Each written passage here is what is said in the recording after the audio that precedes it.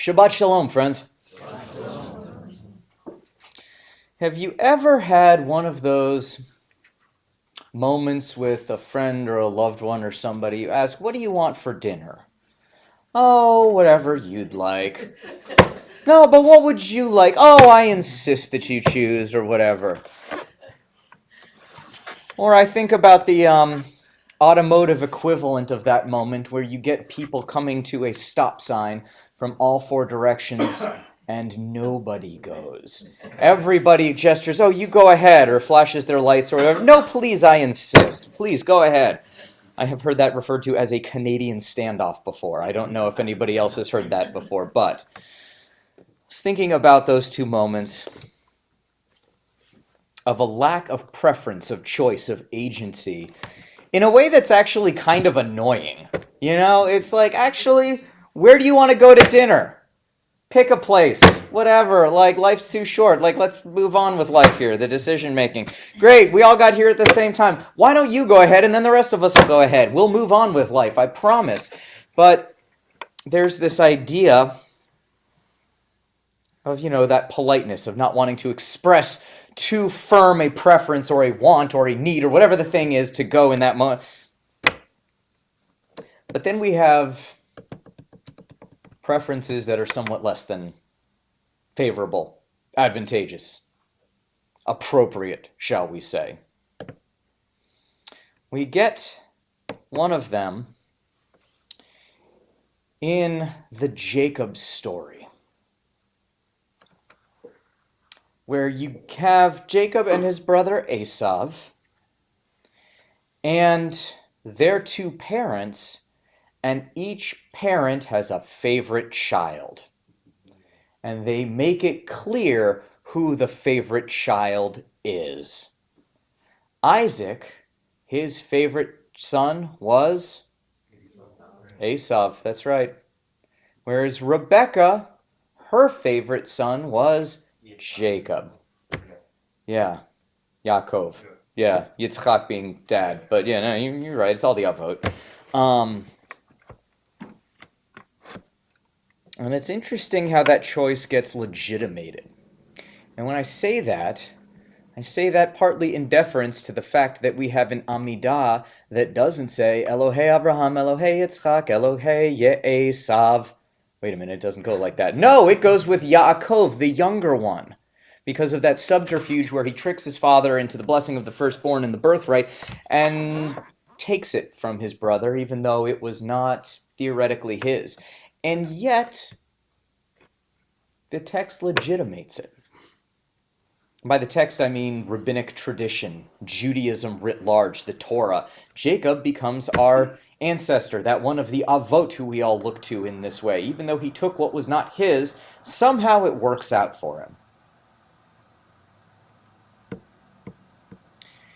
And then we get to this week's parsha, Vayeshev.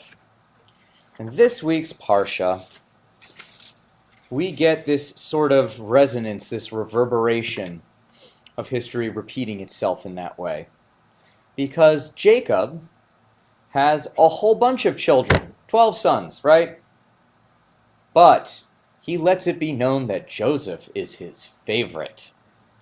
This is the one where Joseph gets the, Technicolor dream coat, whatever else, because he's daddy's favorite. And then he has these dreams where he goes and tells his brothers, oh, by the way, I had this great dream where everybody was bowing down to me in the form of the sun and the moon and all this stuff and whatever. It's thinly veiled, superiority complex of sorts. And it has a bad outcome. Or does it? Short term. Tom, say more. His brothers do their best to get rid of him, but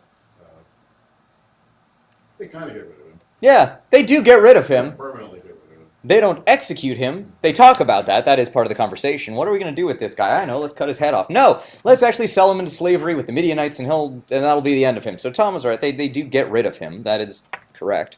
And he goes through all manner of intrigue and up and down, and I believe the Joseph story is actually the most detailed literary unit you will find in the entire book of Genesis. If you read it as literature for all of its twists and turns and ups and downs and whatever, it is actually a really incredible story. And it seems to get kicked off by that idea of Jacob saying, hey, this one's my favorite. Over here, Joseph. Here, I'm going to get you a special coat. You can wear special fancy things, and the rest of you can wear, whatever we can find. It's interesting to me the ways in which we glorify the patriarchs. Elohei Abraham, Elohei Yitzchak, Elohei Yaakov.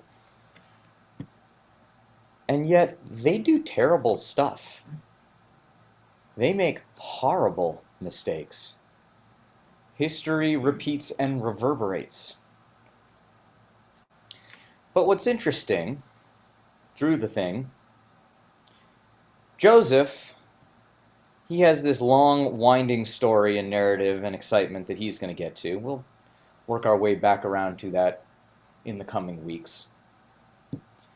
But I just wanted to share one piece that sort of encapsulates and captures all of Genesis. Joseph is going to do something that Jacob doesn't exactly.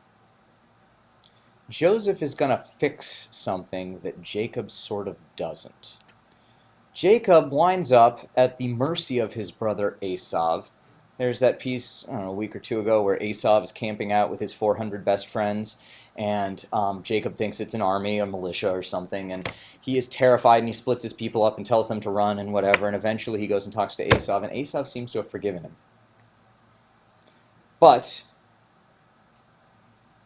Joseph is the one who actually affects real repair here. And we know that through the meandering and the wandering, all of those things of the Joseph story. I've droshed on this before, and I'm offering it as a reminder in particular in this place. But I love this piece that I learned from my rabbi, Rabbi Amy Bernstein in Los Angeles, senior rabbi of Kehilat Israel, where I first served as an assistant rabbi right out of rabbinical school. She would teach that the entire book of Bereshit and Genesis, Bereshit/Genesis, same in English or Hebrew, is one long-winded answer to the question posed before Jacob, before Isaac, before Abraham, all the way back to the first sons in the entire Torah, Cain and Abel. When Cain slaughters Abel, his brother, and God asks, hey, where's your brother? And Cain asks a famous question in response. Am I my brother's keeper? And what Rabbi Bernstein used to drosh, I loved this teaching, was that the entire book of Genesis is one ridiculous, long-winded answer to that question. The entire book is just answering that one question. And the first one who answers it is... That's right, it's Joseph. He's got to get around to getting sold into servitude with the Midianites, get schlepped down to Egypt.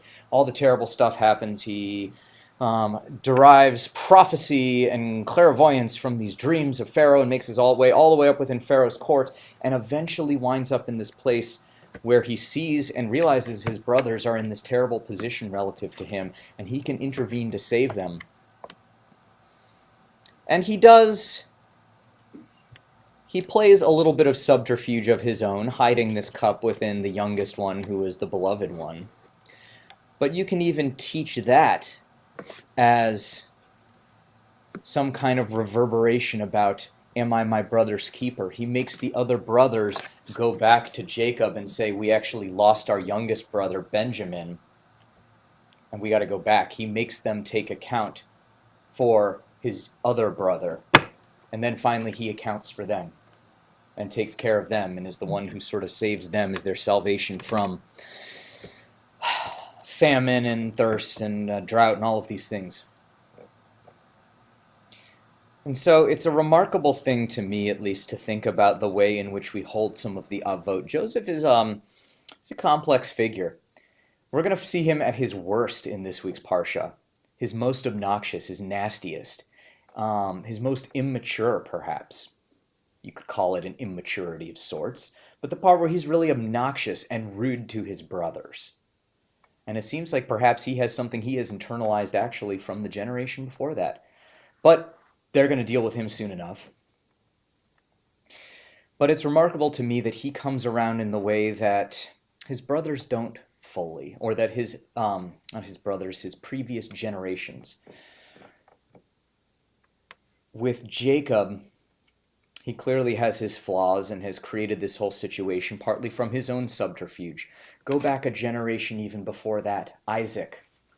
Isaac has a half-brother, Ishmael, who their father Abraham throws out. And basically all they can manage to do is just stand side by side at the end of Abraham's life at his burial. There isn't quite, the rabbis make a big deal out of that scene, but there isn't quite the full reconciliation that we get with Esau's forgiveness of Jacob, and certainly not with what we get with Joseph. And so it seems to me that the Torah, in unfolding this message, this teaching that yes, one is one's brother's keeper in that sense, it doesn't teach it instantly or cleanly or nicely or easily, which I kind of appreciate. It teaches it over the generations. It teaches it the hard way. It teaches it through all of these different wanderings, Abraham, Isaac, and Jacob, Sarah, Rebekah, Rachel, and Leah, the 12 brothers, the entire Joseph story. It doesn't quite get to it until the end. What I appreciate about that particular commentary, about that question, am I my brother's keeper, is that the answer is yes. And it's like I said, it's a long-winded answer. But it's not always intuitive, and it's not always easy. I appreciate that the Torah takes its time in getting there, because it is hard. I think it's saying that lest you take that question to be superficial. Am I my brother's keeper? Of course you are. What was Cain talking about? That was stupid. No, it's actually much more complicated than that. Families are more complicated than that. Our obligation to other people who we have seen and whose behavior patterns we may know is more, those things are all more complicated than that. And so from that standpoint, I appreciate the way that Torah plays both in that sort of Hebrew school lesson of am I my brother's keeper, but actually says that, yeah, with a wink and a nod, family is hard. And you might know the right thing to do and still not do it, and still not be able to do it. And it might take generations actually to undo the worst impulses that one has known from one's forebears and so forth and so on. It's the kind of truths that one doesn't arrive at necessarily in Hebrew school and grade school about am I my brother's keeper, but it is a commentary on family. And so I appreciate the Torah for its complexity in that place. I appreciate that it's hard. I appreciate that it's warped. I appreciate that it is human.